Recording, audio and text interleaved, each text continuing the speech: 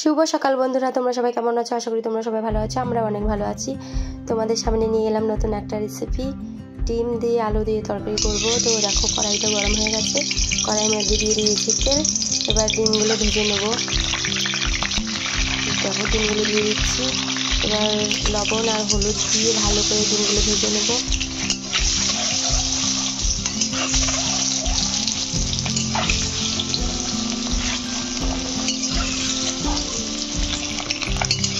এখন ডিমগুলো ভেজে নিচ্ছি। এবার আলুগুলো ভেজে নেব। আলু সিদ্ধ করে নিয়েছি, ডিমও সিদ্ধ করে নিয়েছি।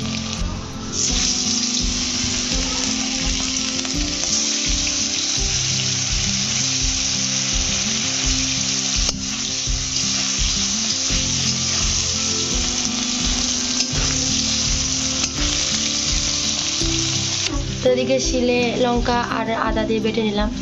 এদিকে আলুগুলো ভাজা হয়ে গেছে, এখন ভেজে নেবো। দেখো ভাজা হয়ে গেছে। দেখো জিরে ফোড়ন দিয়ে দিলাম। এখন দেবো পেঁয়াজ আর রসুন।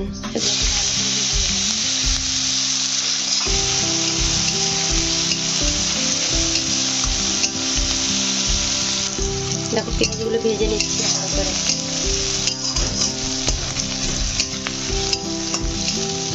এখানে লঙ্কা আর আদাটা বেটে নিয়েছি। দেখো পেঁয়াজের কালারটা চেঞ্জ হয়ে গেছে, লাল লাল হয়ে গেছে। এখন দিয়ে দেবো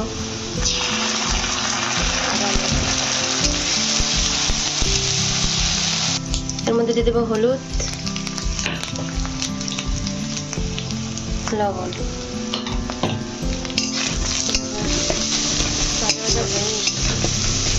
তো ভাজা ভাজা হয়ে গেছে। এখন সামান্য জল দিয়ে কষিয়ে নিচ্ছি। তো দেখো হালকা জল।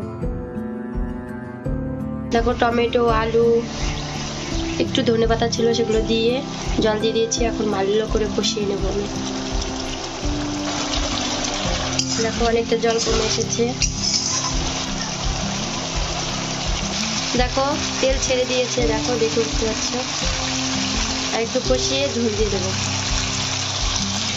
দেখো কষানো হয়ে গেছে, এখন দিয়ে দেবো ঝোল। বেশিটা ঝোল দেবো না, মানে কষা কষাই করবো, বেশি ঝোল রাখবো না।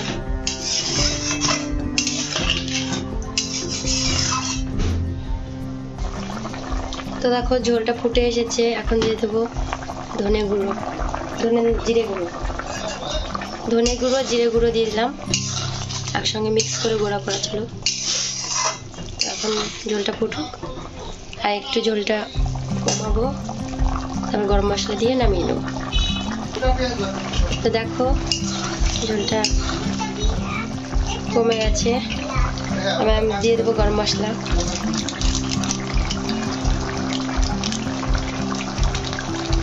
দেখো এটা সানরাইজের গরম মশলা, এটাই দিলাম। হয়ে গেছে, এখন নামিয়ে নেব। তো দেখো ফাইনাল লুক, রান্না কমপ্লিট। আমার এই রেসিপিটা তোমাদের কেমন লাগলো? যদি ভালো লেগে থাকে তো প্লিজ একটা লাইক, কমেন্ট, শেয়ার করে দিও। আর হ্যাঁ, আমার চ্যানেলে যদি নতুন হয়ে থাকো প্লিজ চ্যানেলটিকে সাবস্ক্রাইব করে দিও। সবাই ভালো থেকো, সুস্থ থেকো, হাসি খুশি থেকো। Bye bye, tata.